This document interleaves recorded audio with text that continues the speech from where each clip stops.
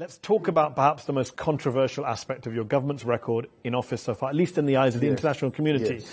President Duterte's so-called drug war between 3, 4, 5, 6, 7,000 dead, depending on which figures, which study you look at, including many innocent children. Senior police officers admitting to executing suspects, planting evidence at crime scenes. Is it any wonder that the Catholic Church in your country has described your government's drug war as, quote, a reign of terror? Well, if you won't believe the Filipinos and won't believe Philippine surveys, let's believe American surveys. The PEW, the Pew, they just came out with a survey that 78% of Filipinos support the crusade against crime, corruption, and drugs.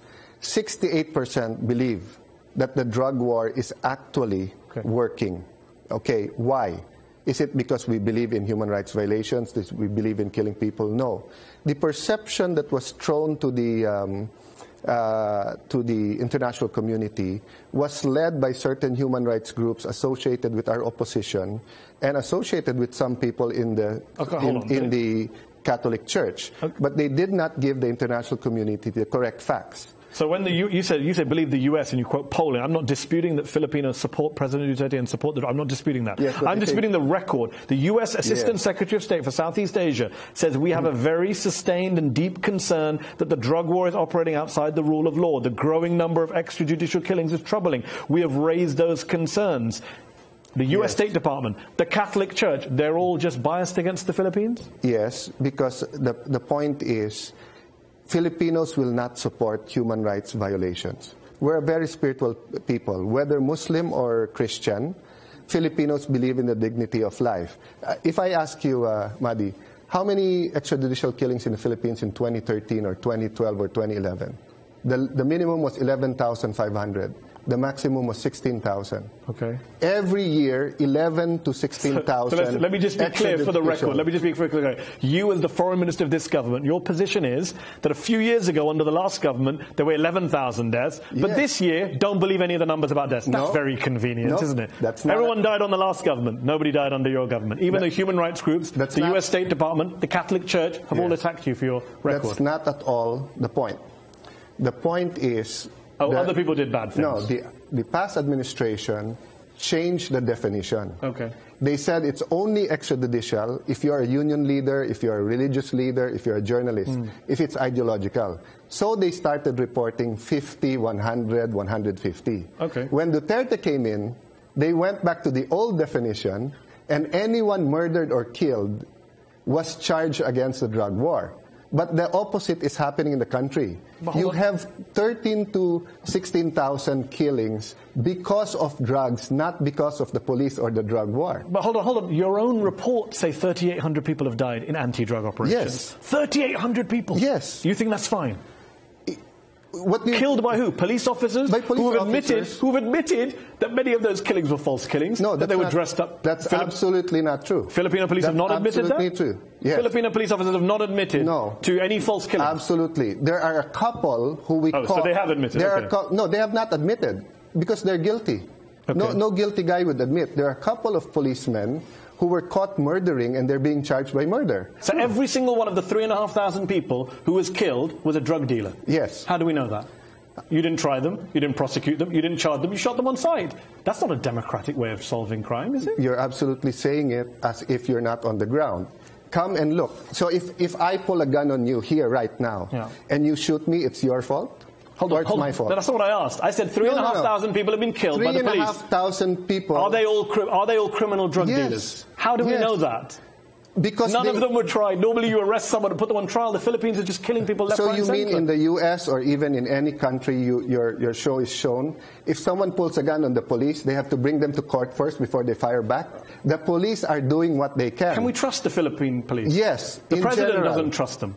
We don't, Filipinos... Your president doesn't trust your police, you know that, right? They don't trust the rogue police. No, that's not what he said. President Duterte said, you policemen are the most corrupt. You are corrupt to the core. It's in your system. That doesn't sound like rogue. It's in your system. Last time I checked, hyperbole and figures of speech are allowed. 40% of the police in the Philippines are corrupt, he says. Is that true or false? That's his estimation. The chief of police estimation is 2%. So who's right, the president or the chief of police? I can't believe you're throwing your boss under the bus. I'm not throwing him under the bus. What I'm is the saying president correct is that 40% of the Philippine police, it's a simple yes or no answer. Is he correct, in your view, that the Philippine police are 40% of them are corrupt? When you make an estimation, is it a correct estimation? You do not know. Is it a correct estimation? That is his Maybe it's 30 or 50. That's not the point. The point is he's trying to clean up the police, and he admits so he's trying to clean. A problem. Fine, so there's a problem. He's trying to clean up. It may be 40%, it may be a little bit less than 40%, yes. But those same police have killed 3,500 people, and you're not saying we should trust those police? No, that your president we're not saying we should trust them. We said we should follow the law, which is presumption of regularity, but investigate.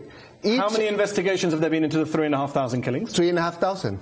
There have been 3,500 killings. Every single one of them are being investigated. Most independent observers have said there have not been investigations of all of those killings. That's not true. Independent investigators have seen the progress. It is the ideological and the biased human rights groups. They said there are 3,000 cases. They pick out 28 cases.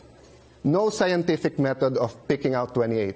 They only interviewed the families of the death of the alleged pushers. They did not interview anyone from the government.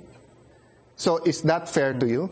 And then they came up with their findings, generalizing the 3,000 from the 28 without interviewing the other side. And then what did their report say? That they believe that possession of drugs should be legalized. So you tell me, is that a kind of group that is there to investigate or has already made a judgment? For them, any country that does not legalize the possession of drugs is not handling the drug case properly. We've invited them to investigate. Now, let me tell you where the confusion comes in. Western countries use heroin, marijuana, and also cocaine. None of these drugs is associated with violence and paranoia to the users. It's the drug sellers who fight it out. But methamphetamine hydrochloride has been proven by the WHO, by the UN Office of Drugs Crimes, to have paranoia and violence. But shouldn't you treat these people, not just shoot them in the head? You're cutting funding. Yes, you're cutting funding. Your government to rehabilitation centers. That's not true. Yes, you are. No, it's not. We're not cutting. $60 million to $15 million. That's not true. For 2018. That's what's in the budget. Okay. It's going into the buildings.